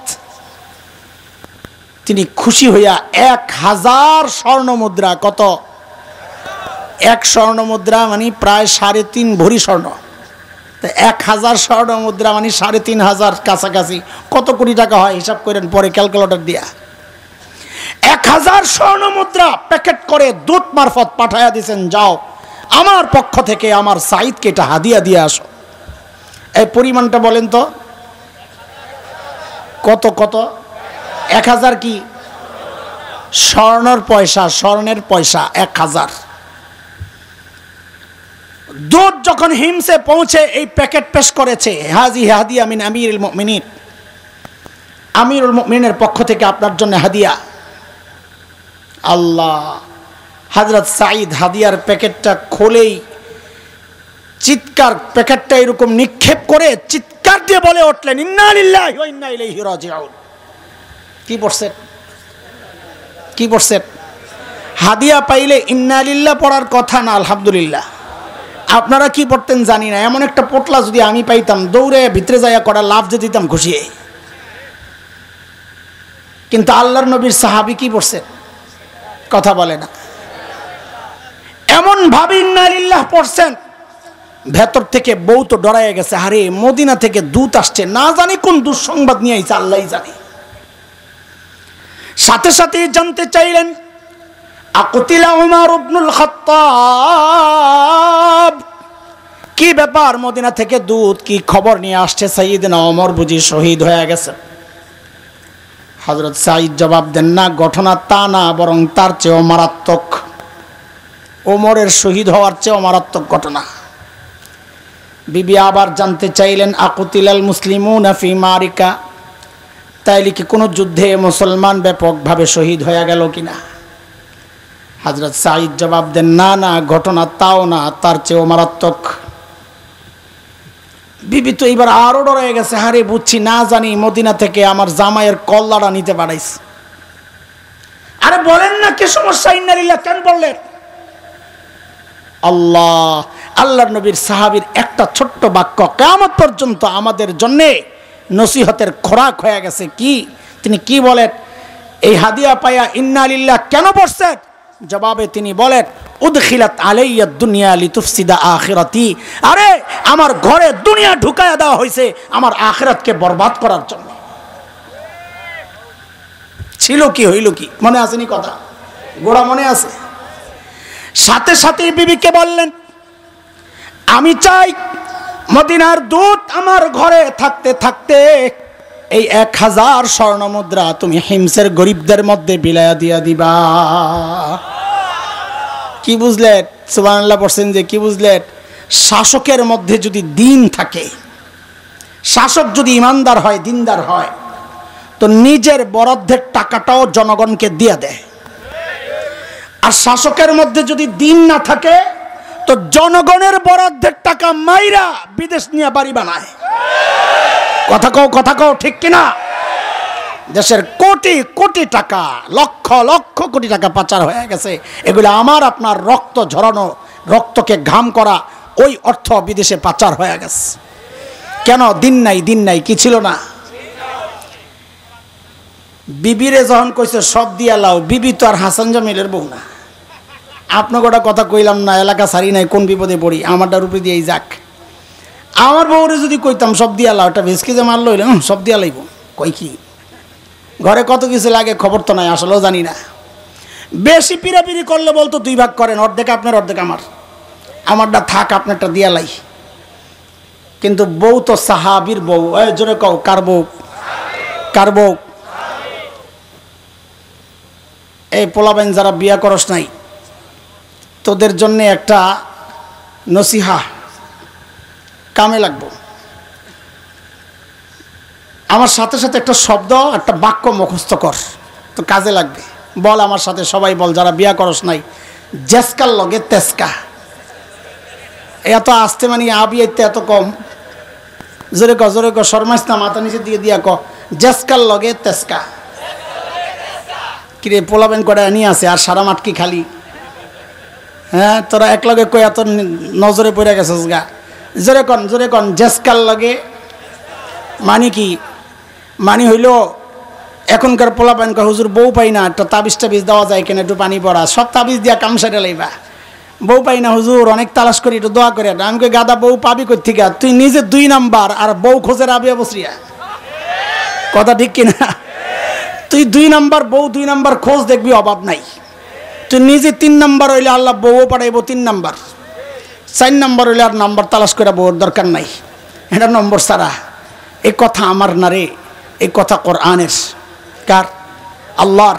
সূরা নূরের মধ্যে আল্লাহ বলেছেন এই কথা, আল খাবিসাতু লিল খাবিসিনা ওয়াল খাবিসুনা লিল খাবিসাত ওয়াত তাইয়িবাতু লিত তাইয়িবিনা ওয়াত তাইয়িবুনা লিত তাইয়িবাত উলাইকা মুবাররাউনা মিম্মা ইয়াকুলুন লাহুম মাগফিরাতুন ওয়া রিজকুন কারীম।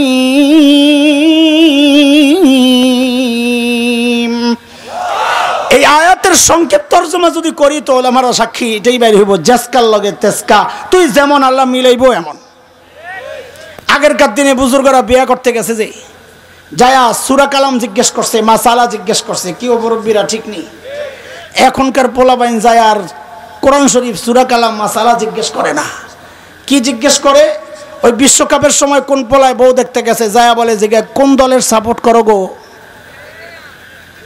বউরে জিজ্ঞাসা যায়া কোন দলের সাপোর্ট করে? আপনারা কোন তো এই প্রশ্ন করা ঠিক আছে নি? বুঝেন নাই কসু? ঠিক আছে, আরে এই প্রশ্ন করা ঠিক আছে কেন? প্রশ্ন করে জেনে নে যারে বিয়ে করতে চাচ্ছে ওই যে একটা খবিস, আর লগেরটাও খবিস পরে কিনা। কথা ঠিক কিনা বলে? সাহাবী যেমন আল্লাহ বউ তো মিলাইছে এরকম। যেই বলেছে সব দিয়া দাও, বউ কোনো দেরি করে নাই, সাথে সাথে নিয়ে সব দিয়া দিস। বেডিরা স্বর্ণ দিয়ে দাও এত সহজ না, সুবহানাল্লাহ কইতে সহজ, বেডি করে যায় ধইরা যে একটু স্বর্ণ দিয়া দাও মাদ্রাসায়, দেখো চোর পানি টকটক করে পড়ে যাবো গা, দিছুই কদ্দুর আবার দিয়া লাইতাম। মদিনার দূত এই দৃশ্য দেখে অবাক হয়ে গেছেন, আরে কই আসলাম, এরা মানুষ না ফেরেশতা। দ্রুত চলে গেছেন মদিনায়, যায় হযরত ওমরের কাছে সব বর্ণনা দিয়েছেন আর বলেন, আল্লাহ এরা মানুষ না হযরত, এরা ফেরেশতা। হযরত ওমর এই কথাগুলো শুনে এত খুশি হয়েছেন, সাথে সাথে বললেন, এই কাফেলা রেডি কর, আমার সাঈদকে দেখতে যাব। ভাই শত শত মাইল দূরে, বর্তমান জমানা না যে ট্রাভেলসে ফোন দিছো, মোবাইলে টিকিট পাঠাইয়া দিছে, এয়ারপোর্ট দেখাইছো, বোর্ডিং পাস দিয়া দিছে, গেছো গা। ওই জমানা না এটা, যখন দূরের সফরের জন্য অনেক প্রস্তুতির দরকার, অনেক কষ্টের ব্যাপার। কিন্তু হযরত ওমরের মনটা, হৃদয়টা উতলা হয়ে গেছে তার সাঈদকে দেখার জন্য। এত বড় একজন বুজুর্গ আল্লাহওয়ালা দুনিয়া বিমুখ একজন গভর্নর দেখার জন্য হযরত ওমর রওনা দিয়া দিছেন।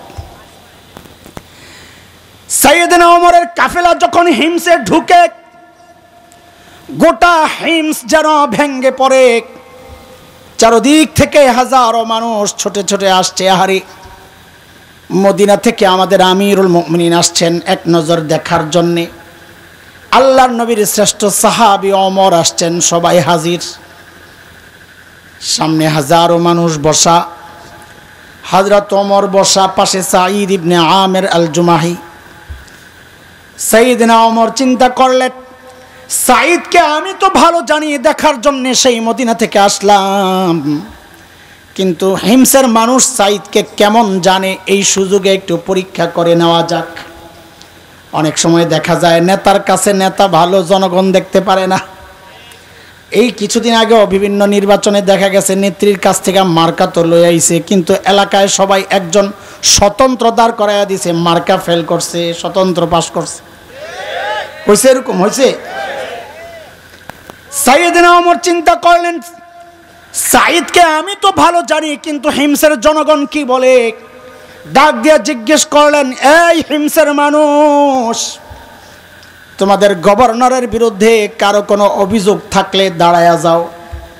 বাপরে বাপ, এই জমানায় কোনো নেতা আয়া যদি কইতো, আপনাকে এই আরো 3 মাস আগের কথা কইতেছে, এখন না, আপনাকে এলাকায় যেই নেতা আছে, এই নেতা কেমন, কোনো অভিযোগ আসেনি আপনাকে যদি জিজ্ঞেস করতো, তো পাবলিক মাথাটা নিচের দিকে দিয়া বলতো, অভিযোগ আছে কিন্তু দাঁড়ামো না, এখন দাঁড়াইলে সকালে শুয়া পড়া লাগবে। ঠিক নি কথা, কথা কয় না, ঠিক নি কথা। কিন্তু ইসলামী শাসনের সৌন্দর্য, জনগণ দাঁড়ায়া যায়, কোনো দ্বিধা করে না। ওই কোণার থেকে বুড়া দাঁড়ায়া গেছে, অভিযোগ আছে আছে। হযরত ওমর তো অবাক হয়ে গেছেন, কি রে করছে কি। মানুষের স্বভাব হইল মানুষ দেখা দেখি কাজ করে। রাস্তায় দাঁড়ায় আপনার ঘাটটা ব্যথা করতেছে, কোনো কারণ নাই, ঘাটটা ব্যথা করতেছে, এইভাবে এরকম করছেন, উপরের দিকে তাকায় রয়েছেন কিছুক্ষণ, দেখবেন যারা পাশে দিয়া যায় অধিকাংশ দাঁড়ায় দেখবে আপনি কি দেখতেছেন। ঠিক নি কথা। যেই এক বুড়া দাঁড়ায় গেছে, সাথে সাথে আরো 3 জন। ওমর কয়, আরে কি সর্বনাশ, কারে দেখতে আইলাম, ওর বিরুদ্ধে দেখি অভিযোগের শেষ নাই। ঠিক আছে, আর দাঁড়ানো লাগবে না, শুনে লই। বলেন বুড়া মিয়া, আপনার কি অভিযোগ বলেন। প্রথম জন, আল্লাহ, অভিযোগ দেখেন কি মারাত্মক। প্রথম জন বলেন, আমিরুল মুমিনিন, আমাদের গভর্নর না মাসে 1 দিন অফিসে আসে না। মাসে কয়দিন? আরে জোরে কও। মাসে 1 দিন অফিসে আসে না, বিচার। আর আমরা তো সপ্তাহে ছুটিই পাই 2 দিন। আরো কত বন্ধ, পূজার বন্ধ, জন্মদিন, মৃত্যুদিন, আওয়া দিবস, যাওয়া দিবস, যাইতে যাইতে দিবস বাড়তে বাড়তে আমার আশঙ্কা আগামী 15-20 বছর পরে দেখা যাবে বউ সারা দিবস একটা দিবস বেরিয়েছে। বউ ভাগছে, দিবসের নাম কি? বউ ভাগছে। তোরা যেই শয়তান পিরাস, তো বউ ভাগছে একটা দিবস বেরিব, এত দিবস খালি আইতেছে।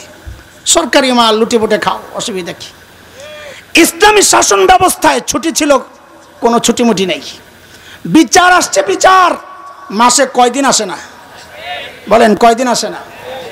হযরত ওমর তো রাগ হয়ে গেছে, সাঈদ জবাব দাও, কেন তুমি মাসে 1 দিন অফিসে আসো না?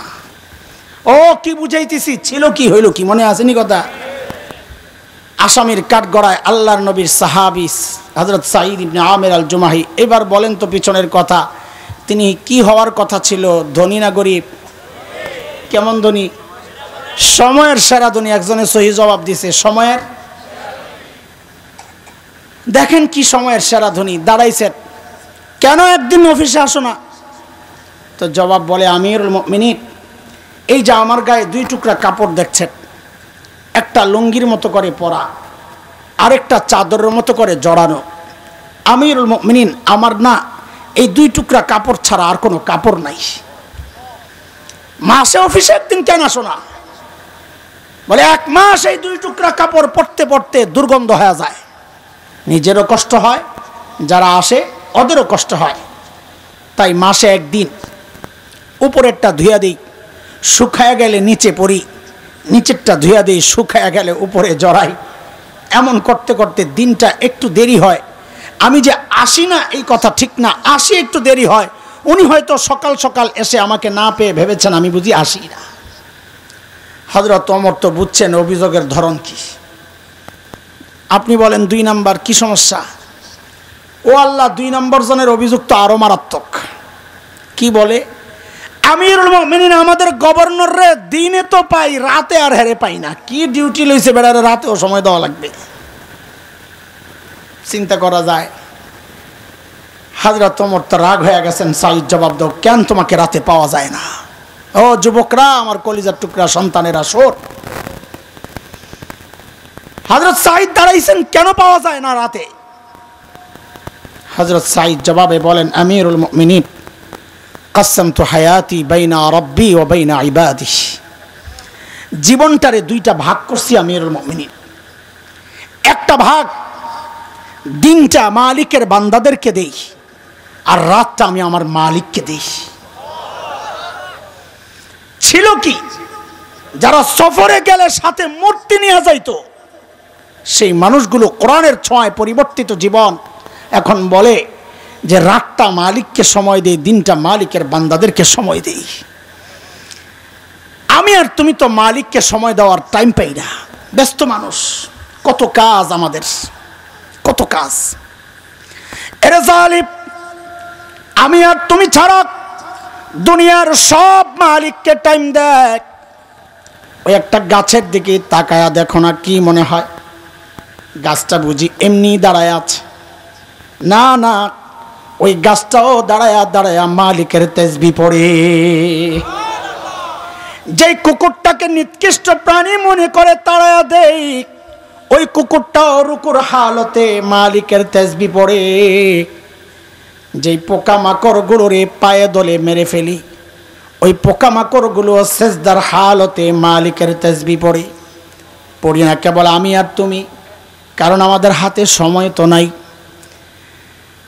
এই হায়াত মালিকের দেওয়া, অথচ এই হায়াতের একটা ভাগ ফেসবুক কিন্তু ঠিকই পায়, ইউটিউব কিন্তু ঠিকই পায়, খেলোয়াড় পায়, গায়ক গায়িকা পায়, নায়ক নায়িকা পায়। আহারে, যে মালিক এই হায়াতটা দিলেন, শুধু এই ভাগটুকু ওই মালিক একটু পায় না। মালিককে টাইম দেওয়ার সময় আমার হাতে নাই, আমি ব্যস্ত মানুষ। এরে ভাই আমার, সময় একদিন আসবে, কসম আল্লাহর, সময় একদিন আসবে, চিৎকার করে করে শুধু কাঁদতে হবে আর বলতে হবে, ইয়া লাইতানি কদ্দামতু লিহায়াতি। আহারে, আজকের এই দিনের জন্য যদি একটু পুঁজি বানায় আসতাম, তাইলে আজকে আর এই আফসোস করা লাগে না। এরে বাবা, এরে ভাই, এরে আমার সন্তানেরা, পুঁজি কিন্তু লাগবে মালিকের সামনে পেশ করার জন্যে। কার কি পুঁজি আছে জানি না, আমার তো নাই, তাই এইভাবে বলতেছি। পুঁজি বানানোর বিষয়ে আগ্রহী করে তোলার জন্য ছোট্ট একটা গল্প শোনাই আপনাদেরকে। সাম্প্রতিক কালের কয়েক বছর, 3-4 বছর হয়েছে, আমার মাদ্রাসায়, এই যুবকরা ভালো করে শোন, আমার মাদ্রাসায় একদিন আমার অফিসে আমার এক শিক্ষক বলে, ভাই আপনারা একটা ভিডিও দেখাই, দেখেন। কি ভিডিও? বলে কোনো এক আরব দেশের এক টেলিভিশনের প্রোগ্রাম।